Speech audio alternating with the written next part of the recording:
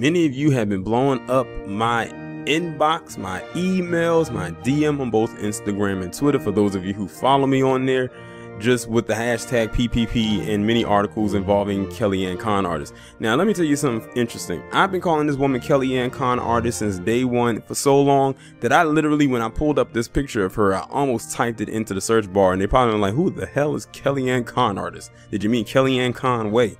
But yeah, so Ms. Alternative Facts. I will never forget the day when she came up with that. We was like, just go ahead and say lying. That's what it is. But she tried to pretty it up and make it sound so politically correct.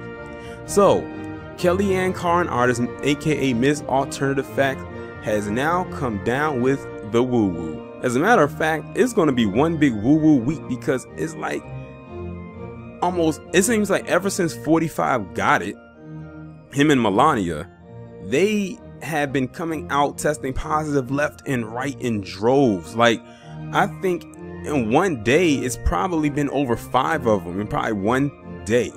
Like, that's crazy.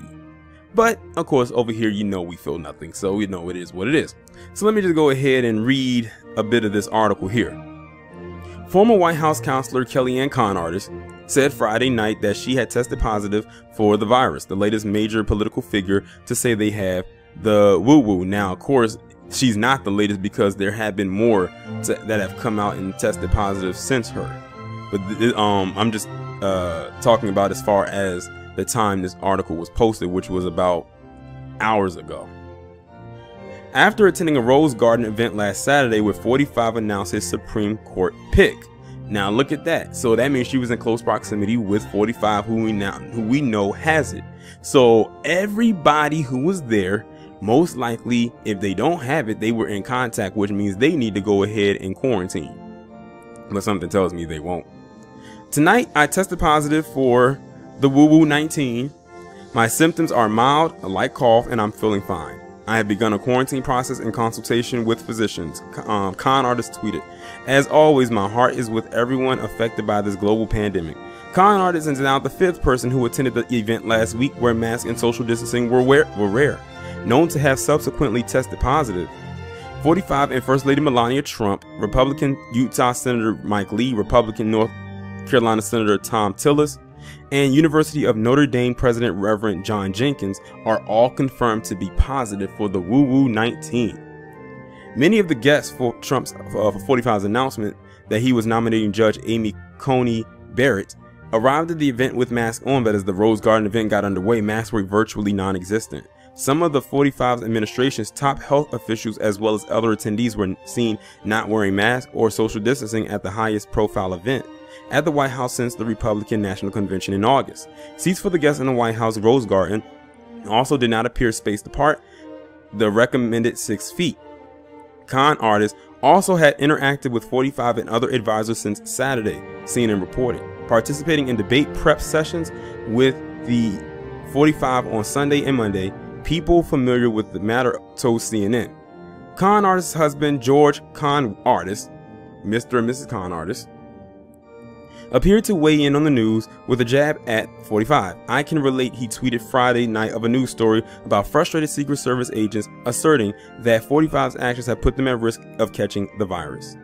KellyAnne Con-Artist had announced in August that she would leave her post at the end of the month, while her husband said he was withdrawing from his work on the anti-Trump Republican group The Lincoln Project, both citing a need to focus on their family. Her departure marked an abrupt end to her high-profile tenure at the White House, where she earned a reputation as one of the president's fiercest and most controversial defenders, meaning liars. Because I don't think there's, like, this woman was just incapable of telling the truth, like many of them are. Con-Artist came to the 45's defense when he repeatedly used racist rhetoric when referring to the virus, and she spun the federal response to the pandemic in order to present the administration in a positive light.